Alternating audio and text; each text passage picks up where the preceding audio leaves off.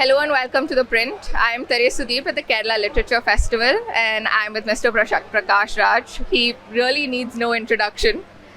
Actor, activist. Exactly. Don't waste time. Let's get right to it. So, in the session I was going to ask you about being a politically conscious citizen and your relationship with Gauri Lankesh and how that motivated you to speak up really. What was it like before and what changed after? I was a voice before too, but I had to amplify it after Gauri. It is not just for Gauri. When they silenced Gauri, you should realize they were not silencing Gauri. It is for others not to raise voices. So when such an authoritarian government does that, or the outfit does that, you have to amplify to tell them that if you silence a voice, more stronger voices will be born. And so I just amplified it, that's it. Another thing you mentioned is about how the election system in this country itself is broken. And how when a journalist was speaking yesterday, they spoke about how the Congress sort of has to learn the tricks. And you spoke about the exact opposite, how we have to call a spade. Why learn the tricks when you have to change the system? Our political editor, D.K. Singh, wrote an opinion this week also about how Congress doesn't learn from its mistakes. And he sort of posited that BJP works and learns from their mistakes because it's a political organization and Congress is an ideology. What do you have to say about that? Why do you want to spend your time on what BJP does, what Congress does? It is us, the citizens of this country. When you know you're cheated, when you know your mandate is not the mandate, when you know votes are bought, when you know votes are taken on the system of caste system and things like that, that is something we'll have to cleanse, no? Because finally it's your money, it's your country, your future. And they are just workers. They are the minuscule minorities. And where do you give them power? So even this journalist who says, it's very easy to pass a statement. But the point is what Congress did last 70 years, they were brought down because they were not happy. But the alternative was more dangerous. So what you have to fight is their techniques. Are we here to say that he is smart enough to cheat, he is smart enough to tamper EVMs, or he is smart enough to own associations, hold organizations? That is not what we have to talk. So in simple words, when we look at a child, they say, he will survive somehow. But if somebody is very honest, they are worried how will he survive. Shouldn't this be changed? As a society, as a thought, as an idea, as the truth, that should be changed. We should work towards that. What is there to clap that he is too smart? That's why, so we will also become smart. That's not the way, isn't it? Yeah. Change the system. Yeah. And you also mentioned something else about the eternal opposition party and how people have to continue to be the eternal opposition party. How do you do that? Because now there is a cult of personality around politicians. If you support this person and somehow another day you go and say, no, he is also wrong, and then people will call you, they'll question your credibility when you can't stick to one person. How do you then navigate that space? You're not fixing. You can be cheated by a person, and what is wrong and say I was cheated. That's fine enough. Stand up and say I was cheated. Isn't it? Yeah. See, why are we depending on political parties? We are an eternal opposition in the sense it is you are entrusting with your money, your country to them and saying look after our finances. We are asking them to govern, not to rule. So when they are saying that we are ruling, that is when you will have to ask. That is when you have to ask a question. Why do you need 10 cars behind you? Who's going to kill you? Why are you spending? Why are you Prime Minister? Every Vande Bharat Express, why are you going like a station master? Why can't you do a video conferencing? Why is the money wasted? No, this is the questions you have to ask because it is your property, your money, and where is politics? And you will, if you don't ask questions, if you don't hold them accountable, who will? Because it is your country, your money, you are running it. And that is what we have to realize. And so that is the politics. And you have to be an eternal opposition party. Because you are in the position to, you have to hold them accountable.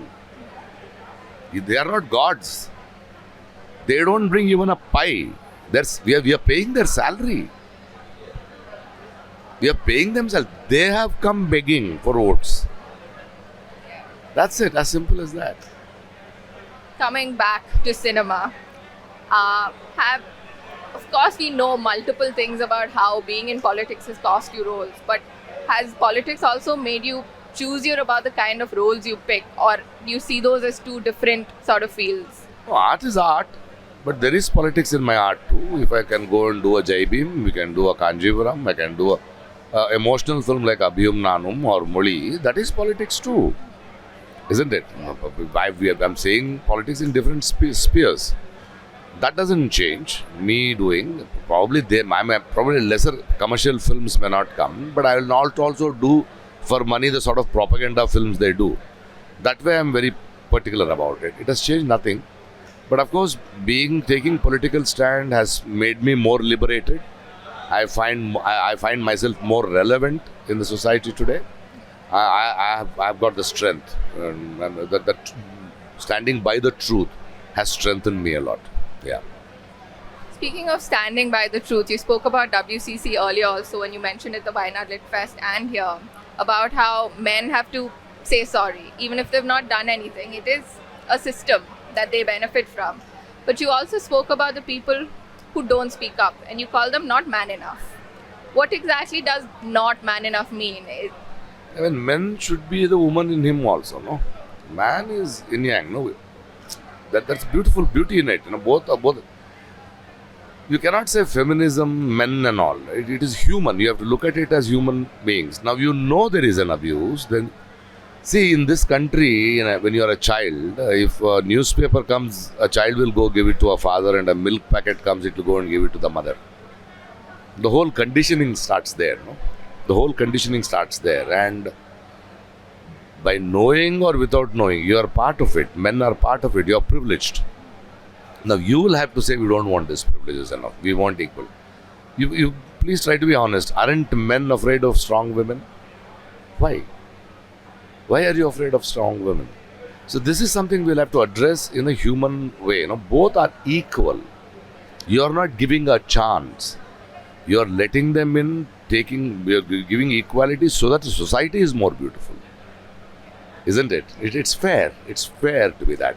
For that, when this patriarchy and this abuse has been happening, you have to say sorry for your forefathers. You just cannot say, I am good, so don't pull me into it. No, that doesn't work like that. You will have to continue. Because it is not just you being good. I ask men, little sensitivities. If you have 6 women, your mother, your sister, your wife, your friend, how many of their period cycles do you know? And I say, if you understand the period cycles and react accordingly, behave accordingly in your life, then you are man enough. When will we sensitize to that level? And it is the need of the hour. Because we are suffering because of this inequality. Yeah.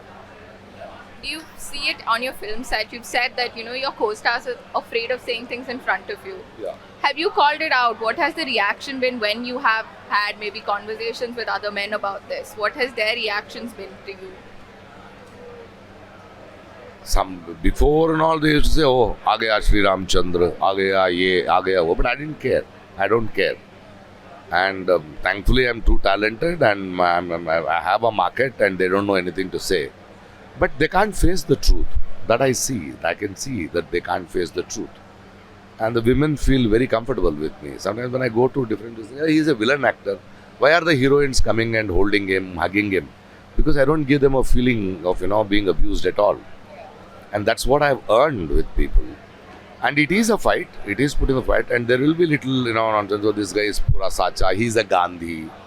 That's how they want to say. And now what do I have to do with it? I'm fine. But it may not be the case with a lot of younger actors because they have to listen to it. And there is that some darkness in young guys also, that they like that. They can get away. The point today with what WC has done and the whole Me Too and the whole focus on it, now they know they just can't get away with it. Now they know people understand. Now with how we teach children about what to touch, what is a good touch, what is a bad touch.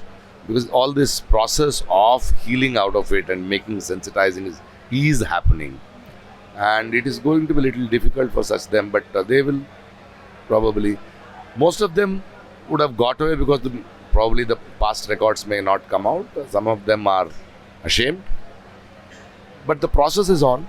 Sensitizing is on for the good. To end on a lighter but very important note, what is your favorite mutton biryani? My favorite, there are many biryanis, okay? Top 5. Top 5, the best biryani I would like is this Musalmani biryani, where one is the Sattar biryani in Mysore and one is in Bangalore. That is because probably I've grown with it and loved it.